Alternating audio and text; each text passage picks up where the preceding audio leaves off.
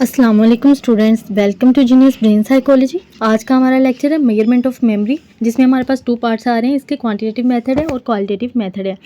हम इनको बारी बारी डिस्कस करेंगे, लेकिन मैं आपको यहाँ पर बताती चलूँ कि जो हमारी इन्फॉर्मेशन होती है, इन्फॉर्मेशन को याद करने और उन्हें जहन में महफूज करने का मकसद ये होता है कि आप जब भी आपको ज़रूरत पड़े आप उनको फ्यूचर में यूज़ कर सकें, आप उनको दोहरा सकें, उनको इस्तेमाल कर सकें। अगर आप एक लम्हे के लिए आप गौर करें कि अगर हमारी ज़िंदगी जितने भी पास्ट एक्सपीरियंसेस हैं उनके नक्श बाकी ना रहें, आपको कुछ भी याद ना रहें, तो आप सोचें कि आपकी ज़िंदगी कैसी होगी। क्या आपको नहीं लगता कि ये ज़िंदगी जो है वो अज़ाब बन के रह जाएगी? हमें हर बात जो है वो नए तरीके से नए तौर पर याद करनी पड़ेगी। हर रोज़ आपको बाल बनाना सीखना पड़ेंगे, कपड़े बदलना पड़ेंगे, लिखना पढ़ना आपको दोबारा से सीखना पड़ेगा, खाना बनाना आपको अगेन सीखना पड़ेगा, गाड़ी स्टार्ट करना, जूते पहनना। अगर हर रोज़ नए सिरे से सीखना पड़े तो कैसा रहेगा? इससे साबित ये होता है कि हमारी मेमोरी जो है हमारी ज़िंदगी में बहुत सारी फैसिलिटीज़, बहुत ज़्यादा सहूलतें, आसानियाँ पैदा करती है।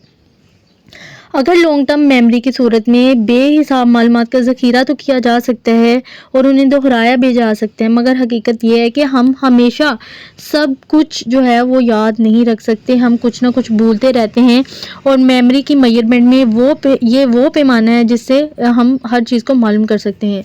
हमने क्या सीखा है और इसमें कितना याद रखा है, ये सब कुछ हम आज के लेक्चर में ही इन चीज़ों को डिस्कस करने वाले हैं।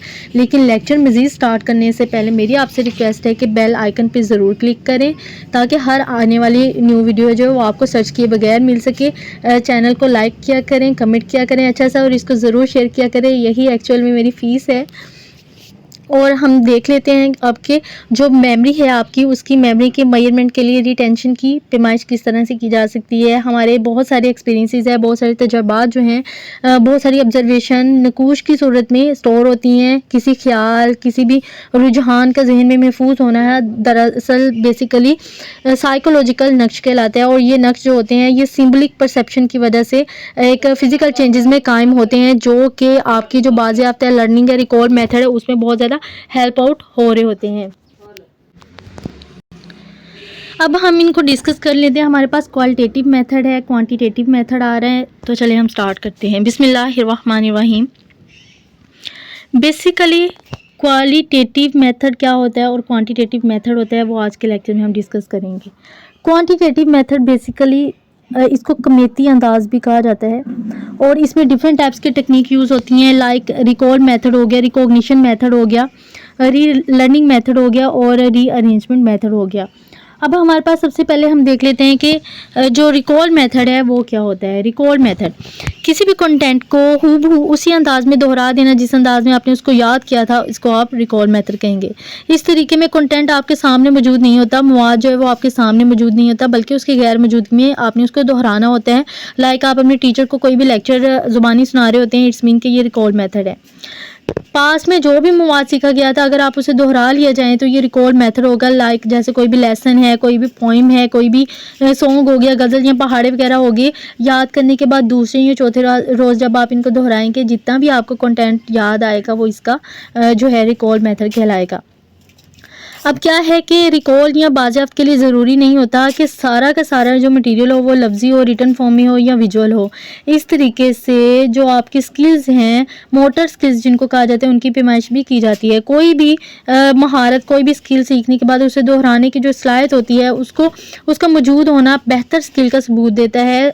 जो स्किल्स होती हैं वो आपको जल्दी सीख भी ली जाती हैं और वो कम भूलती हैं। और इसके सबूत के तौर पर आप अपनी प्रैक्टिकली लाइफ को ही देखें। आपकी वो लाइफ जो है वो बहुत सारी एग्जांपल्स से भरी हुई हैं। जैसे लड़के जो हैं वो बचपन में साइकिल चलाना सीखते हैं, जवान होने पर मोटरसाइकिल चलाना सीख लेते हैं, और साइकिल को अगर वो बहुत लंबे अरसे तक हाथ भी ना लगाएं फिर भी उनको साइकिल चलाना भूलेगी नहीं। वो जब भी साइकिल पर बैठेंगे उनको चला लेंगे, ख्वाह कितने ही साल गुजर चुके हों। इसी तरह से टाइपिंग करना, स्वेटर बनाना, कढ़ाई करना, ऐसे बहुत सारे काम हैं, अगर उन्हें आप सालों तक भी ना करें तब भी इनकी रिकॉर्डिंग जो है वो लफ्ज़ी जो आपकी मवाद है उसकी निस्बत ज़्यादा बेहतर होती है, क्योंकि स्किल्स होती हैं। स्किल्स जो होती हैं वो जल्दी सीख ली जाती हैं, वो देर तक याद रहती हैं और वो लाइफ टाइम आपको फ़ायदा देती हैं, बहुत ज़्यादा फ़ायदा देती हैं। अब हमारे पास 2 टाइप्स आ रही हैं रिकॉल मेथड की, जिसमें हमारे पास एडिट रिकॉल है और अनएडिट रिकॉल है। अब रिकॉल मेथड जो एडिट रिकॉल है वो क्या होगा कि जो आपका रिकॉल है, रिकॉल की इस सूरत में कैंडिडेट को कोई इशारा या लुक्मा दे दिया जाता है जिसकी वजह से दोहराने का अमल आसान हो जाता है। यानी कि आप लेसन याद करें, सम टाइम आप अपने टीचर को बोलते हैं कि मैम मुझे पहला लफ्ज़ बता दें, बाकी मैं सारा खुद सुना दूँगी। तो इट्स मीन कि आपको लेक्चर जो है वो लुक्मा देने की ज़रूरत है, आपको इशारा देने की ज़रूरत है, तो ये होगा आपका एडिट रिकॉल। अब एडिट रिकॉल जो है उसकी भी 2 टाइप्स हैं, जिसमें मेथड ऑफ पेयर्ड एसोसिएशन है, मेथड ऑफ एंटिसिपेशन है। अब मेथड ऑफ पेयर्ड एसोसिएशन क्या होती है, इसको देख रहे हैं हम कि ये तरीका वहाँ इस्तेमाल किया जाता है जहाँ पर आपका कंटेंट, आपका मौजूद जोड़ों की सूरत में मौजूद होता है। पेयर आ रहा है ना, पेयर से ज़ाहिर हो रहा है, और इस सूरत में जोड़े का एक लफ्ज़ दिखाकर कैंडिडेट से दूसरा लफ्ज़ पूछा जाता है, और कंटेंट के जोड़े जो होते हैं वो अल्फाज के अलावा तस्वीरी शक्ल में भी मौजूद होते हैं। फॉर एग्जाम्पल के एक लफ्ज़ के साथ तस्वीर या एक लफ्ज़ के साथ डिजिट या डिजिट के साथ तस्वीर के जोड़े होते हैं। इसको कहते हैं मेथड ऑफ पेयर्ड एसोसिएशन कहा जाता है।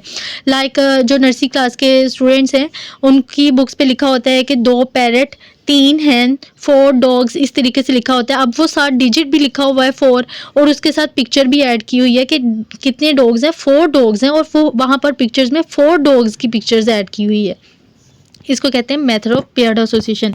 नेक्स्ट आ रहा है हमारे पास मेथड ऑफ एंटिसिपेशन आ रहा है, जिसमें हमारे पास है ये तरीका उस वक्त इस्तेमाल किया जाता है जब भी कंटेंट लिस्ट की शक्ल में मुरतब किया जाता है। इसमें कैंडिडेट को एक लफ्ज़ दिखाकर उससे अगला लफ्ज़ पूछा जाता है। यानी कि रिकॉल का ये तरीका बेंगस के तजर्बे में कसरत से इस्तेमाल किया गया था। मेमोरी डर्म या एक्सपोजर बोर्ड जो है उसके ज़रिए अल्फाज की लिस्ट कैंडिडेट को पेश की जाती है, और फिर पहला लफ्ज़ बताने के बाद कैंडिडेट से अगला लफ्ज़ पूछा जाता है। कैंडिडेट जो है चाहे वो इसका जवाब दुरुस्त दे या फिर गलत दे, लेकिन जो लिस्ट है उसको आगे चलाया जाता है मज़ीद, और कैंडिडेट लामहला अगला लफ्ज़ देख लेता है, और यूँ ये तरीका जो है ये रिकॉल मेथड के लिए बहुत ज़्यादा हेल्प आउट साबित हो रहा होता है। नेक्स्ट हम देख लेते हैं, नेक्स्ट हमारे पास आ रही है अनएडिट रिकॉल। अनएडिट रिकॉल की भी 2 टाइप्स हैं, जिसमें सीरियल रिकॉल है, फ्री रिकॉल है। पहले तो हम अनएडिट रिकॉल को देख लेते हैं कि ये होती क्या है। रिकॉल के इस तरीके में कैंडिडेट को बगैर किसी इशारे या अलामत के कंप्लीट मटेरियल जो है उसको दोहराने को कहा जाता है। रिकॉल मेथड में क्या था, इसमें इशारा या लुक्मा दिया जाता था। अनएडिट रिकॉल जो एडिट रिकॉल है इसमें इशारा या लुक्मा दिया जाता था, और अनएडिट रिकॉल में हम कोई इशारा या लुक्मा नहीं देंगे।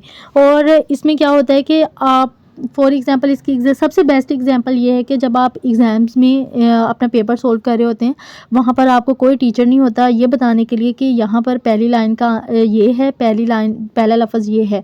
वो ऐसा कोई लुक्मा या इशारा नहीं दिया जाता। आपने एग्ज़ाम्स में 3 घंटे में 5 सवालात के जवाब लिखने हैं, तो ये आपका अनएडिट रिकॉल है। और अनएडिट रिकॉल भी 2 तरीक़ों से होता है, जिसमें हमारे पास सीरियल रिकॉल है और फ्री रिकॉल है। सीरियल रिकॉल क्या होगा कि इससे मुराद ये होता है कि जो कंटेंट है उसको उसी तरतीब से दोहराना जिस तरतीब से याद किया गया था। कोई भी लफ्ज़ आगे पीछे नहीं होना चाहिए, उसी तरतीब से होना चाहिए जैसे आपको दिया गया था, आपने उसी को वैसे ही याद करके सुना देना है। अब ये बाज़ाब्ता ये तरीका बहुत मुश्किल होता है, क्योंकि इस तरीके में कैंडिडेट को जो कंटेंट है और उसकी तरतीब है दोनों ही याद रखने पड़ते हैं, और इस तरीके में कोई भी लुक्मा या इशारा भी नहीं दिया जा सकता है। इसलिए सिर्फ़ ऐसी चीज़ों या जो इंसिडेंट्स होते हैं या कुछ ऐसी चीज़ें पॉइंट्स होते हैं जिनके सीरियल रिकॉल जो है वो की जा सकती है, जिन्हें अच्छी तरह याद किया गया हो। एक्चुअली किसी शय को सीखना या याद करना मेमोरी का एक बहुत ही इम्पोर्टेंट पहलू होता है, जबकि इस कंटेंट को दोहराना उसका दूसरा पहलू होता है। पहला क्या होता है कि उसको याद करना, उसको सीखना। दूसरा क्या होता है, उसको दोहराना, उसको रिपीट करना। इसी वजह से रिकॉलिंग में कई अवामिल जो होते हैं वो अफेक्ट हो रहे होते हैं। खौफ हो गया, परेशानी होगी, घबराहट होगी। इसमें क्या होता है, इसमें सीरियल रिकॉल जो है वो बहुत बुरे तरीके से आपकी मुतासिर हो रही होती है। यानी आप एग्ज़ाम्स दे रहे हैं, ठीक है, और एग्ज़ाम्स के दौरान अचानक से कोई बच्चा है वो चीटिंग करता हुआ पकड़ा जाए। आप देख रहे हैं कि वो टीचर्स जो हैं उनका पेपर जो है वो कैंसिल कर देती हैं, क्रॉस कर देती हैं और ऊपर स्टैंप लगा देती हैं कि फ़ेल। अब वो सारा का सारा जो नज़ारा है वो आप देख रहे हैं कि इस बच्चे के साथ क्या हुआ है, इसका पेपर कैंसिल हो गया। आप क्या करेंगे, आपको अब घबराहट स्टार्ट हो जाएगी, आपको परेशानी स्टार्ट हो जाएगी। अब वो जो बहुत सारा मटीरियल आपने याद किया था वो आपको भूल जाएगा और इस तरीके से आपका रिकॉलिंग जो होता है वो बहुत बुरे तरीके से मुतासिर होता है, खौफ से, परेशानी से, घबराहट से। नेक्स्ट हमारे पास आ रही है फ्री रिकॉल आ रही है। फ्री रिकॉल क्या होगी कि ये तरीका बहुत आसान है। इसमें पर्सन को आज़ादी होती है कि वो अपने मटेरियल को, अपने लेसन को जिस तरतीब से चाहे आगे पीछे उल्टा सीधा करके लिख दे। इसमें फॉर एग्ज़ाम्पल लिस्ट होगी, किसी भी वर्ड्स की लिस्ट होगी, कोई भी पिक्चर्स होगी, जैसे याद आए पर्सन उनको दोहराता जाए, लिखता जाए। अल्फाज की जो फहरिस्त होती है, लिस्ट होती है, अगर उसी तरतीब से दोहराई जाए और ये जो होती है ये फ्री सीरियल रिकॉल होगी। अगर कैंडिडेट अल्फाज की तरतीब आगे पीछे कर दे मगर उसकी तादाद पूरी कर दे तो ये फ्री रिकॉल होगी, इसको फ्री रिकॉल कहेंगे, लेकिन तादाद पूरी होनी चाहिए। अब रिकॉल के इस ज़मन में अगर कैंडिडेट मुकम्मल जो मटेरियल है उसको दोहराने में कामयाब हो जाता है तो इसे आप टोटल रिकॉल कहेंगे। अगर कैंडिडेट कंटेंट का कुछ हिस्सा दोहराने में कामयाब हो जाए तो इसे आप पार्शियल रिकॉल कहेंगे। अब जो मेजरमेंट है, मेमोरी मेजरमेंट के लिए रिकॉल का तरीका सबसे ज़्यादा यूज़ किया जाता है, लेकिन इस ज़मन में एक बात बहुत इंपॉर्टेंट है कि अगर कैंडिडेट को लर्निंग के दौरान कोई भी एक्सरसाइज या रेपिटेशन ना बताया जाए, कोई भी दौरान मश्क ये ना बताया जाए कि इनके जो मेमोरी मेजरमेंट है रिकॉल के तरीके से होगी, तो इस सूरत में कैंडिडेट की जो परफॉर्मेंस है वो नेगेटिव ऑटोमेटिकली नेगेटिव हो जाएगी, बहुत ज़्यादा अफेक्ट होगी। और अगर कैंडिडेट के इल्म में हो कि किस तरीके से इसकी जो लर्निंग है वो किस तरीके से करनी है, मेजरमेंट किस तरीके से होनी है, तो इसकी जो परफॉर्मेंस है वो बेहतर होगी। नेक्स्ट हमारे पास आ रहा है रिकॉग्निशन मेथड है। रिकॉग्निशन मेथड को हम देख लेते हैं।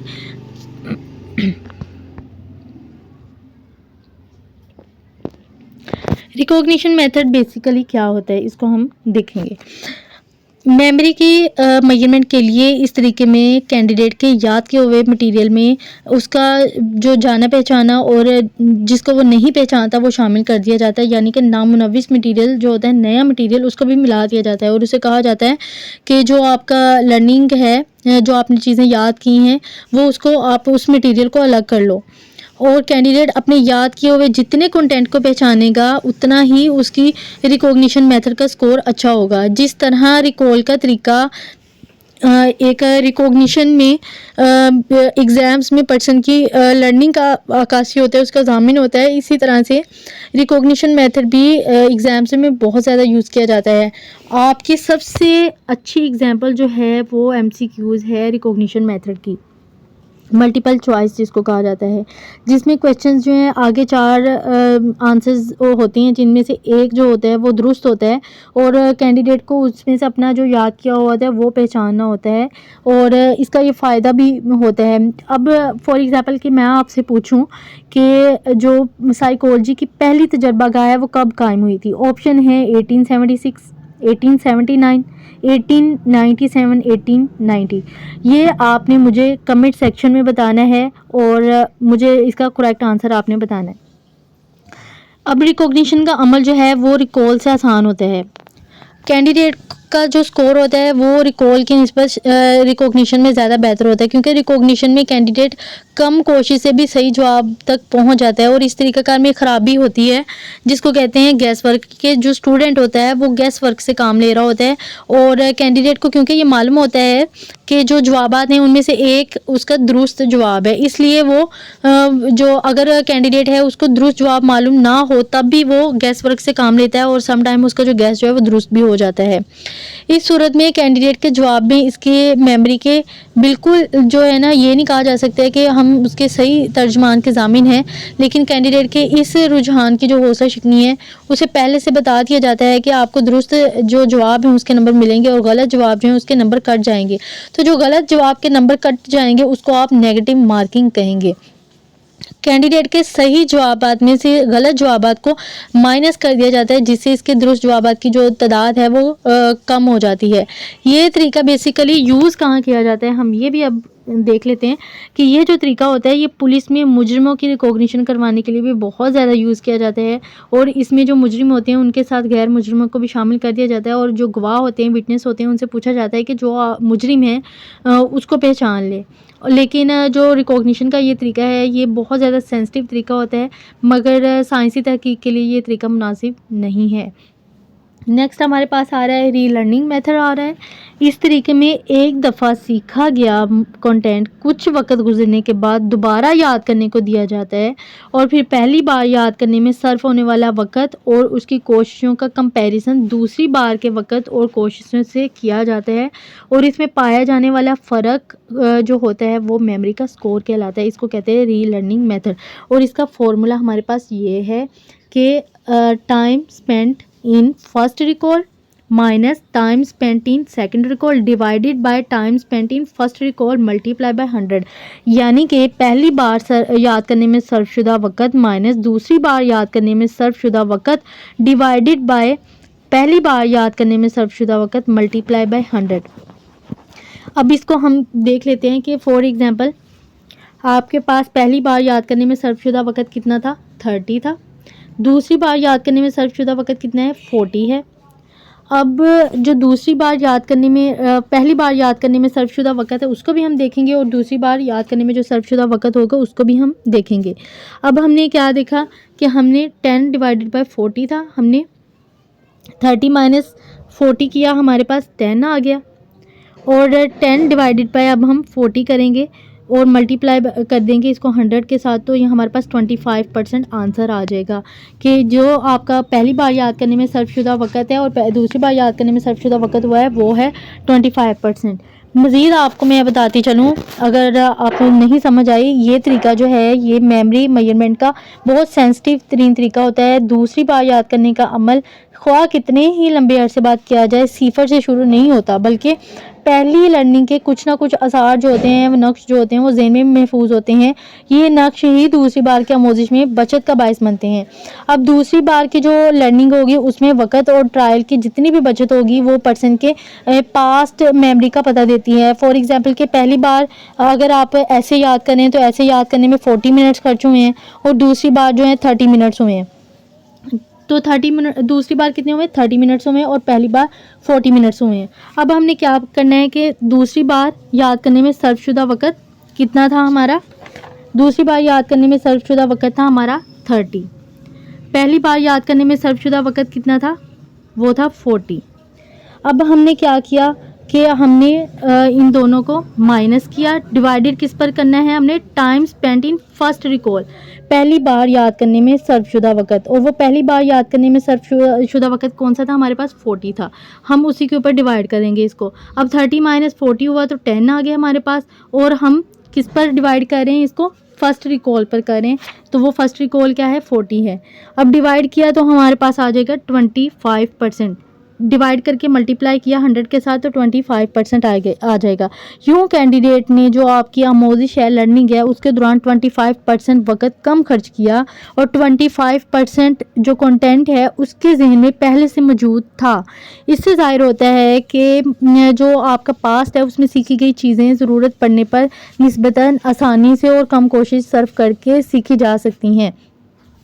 और ये जो तरीका है ये बेंगस ने अपने तजर्बात में इस्तेमाल किया था और इसे बचत का तरीका करार दिया था। अब आपने क्या करना है कि आपके साइकोलॉजी के जितने भी पिछले लेक्चर्स हैं, लाइक आपका फर्स्ट चैप्टर है, मैं आपको फर्स्ट चैप्टर दे रही हूँ, आपने उसको रिवाइज़ करना है, और आपने मुझे फ़र्स्ट लेक्चर रिवाइज़ करके बताना है कि आपने कितना टाइम लगाया था। पहली बार भी याद करना है, फिर दूसरी बार उसको रिपीट करना है, और आपने उसको नोट करके फॉर्मूला पुट करके मुझे उसका आंसर कमेंट सेक्शन में बताना है।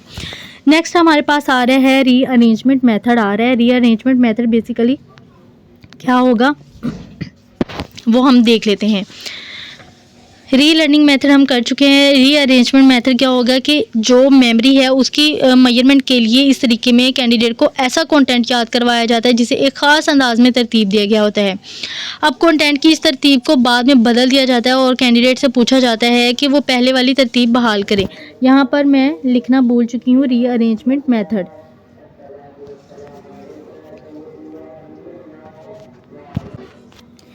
इस तरतीब को हम बाद में बदल देते हैं और कैंडिडेट्स कहा जाता है कि वो पहले वाली जो तरतीब है उसको बहाल कर दे।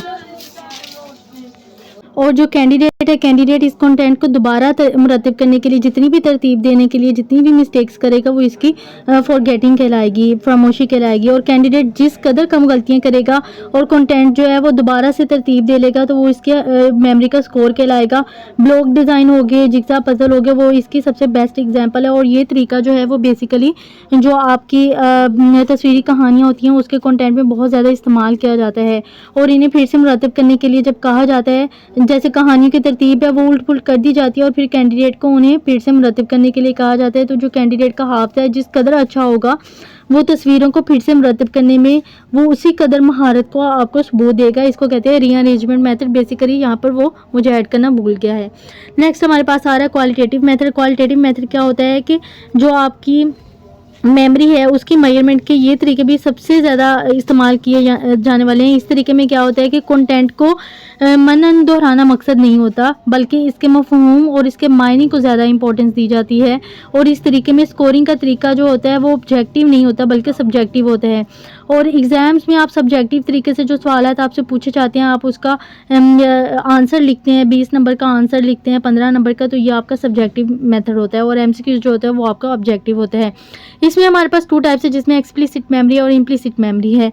एक्सप्लिसिट मेमोरी क्या होगी कि जो आपकी मेमोरी है उसकी मेजरमेंट के लिए इसको बेसिकली एक्सप्लिसिट को और इम्प्लिसिट को बिलवास्ता और बिला वास्ता तरीका भी कहा जाता है। और इन दोनों तरीक़ों से मुमकिन ये होता है कि जो माहरीन है उन्होंने डायरेक्ट तरीका पैमाइश जो होती है यानी एक्सप्लिसिट मेजर का नाम दिया जाता है। जब भी कंटेंट को शौरी तौर पर कॉन्शियसली तौर पर रिपीट किया जाए, दोहराया जाए या याद रखा जाए तो इसे एक्सप्लिसिट मेमोरी कहा जाएगा। लेकिन इसको जो है मेसन और मैकलियोड का कहना था कि जब भी आप दूसरों को बताते हैं कि आप कहाँ पैदा हुए थे, कहाँ सैर करने गए थे, ये आपकी एक्सप्लिसिट मेमोरी होगी। तो इस तरीके में जो आपका रिकॉल है और रिकॉग्निशन मेथड है वो दोनों इस्तेमाल होंगे। जब भी आप याद को कॉन्शियसली तौर पर ना दोहरा सकें मगर उससे फ़ायदा उठा सकें तो आप इसको इम्प्लिसिट मेमोरी कहेंगे। इसमें जो रीलर्निंग होती है उसका तरीका इस्तेमाल होता है। रीलर्निंग में जो आपका एक्सप्लिसिट मेमोरी है उस तरीके से जो आपके पास्ट मेमोरीज होती हैं उसको इस्तेमाल किया जा रहा होता है। और स्क्रेबर और मेकवाई का कहना था कि जो अनकॉन्शियस यादों का मजमूआ होता है वो पास्ट एक्सपीरियंसेस का निचोड़ जो होता है वो इम्प्लिसिट मेमोरी कहलाता है। इसको हम कहते हैं इम्प्लिसिट मेमोरी। और ये था आज का हमारा लेक्चर। आई होप सो कि आपको समझ आई होगी। अगर आपको समझ नहीं आई तो आपने फिर से वीडियो को वॉच करना है, लेक्चर अगेन सुनना है। और किसी भी लेक्चर की आपको ज़रूरत हो, कोई भी टॉपिक की ज़रूरत हो तो वो आपने कमेंट सेक्शन में लिख देना है, वो आपको उसके ऊपर कंप्लीट गाइड करके आपको प्रोवाइड कर दिया जाएगा। Thank you.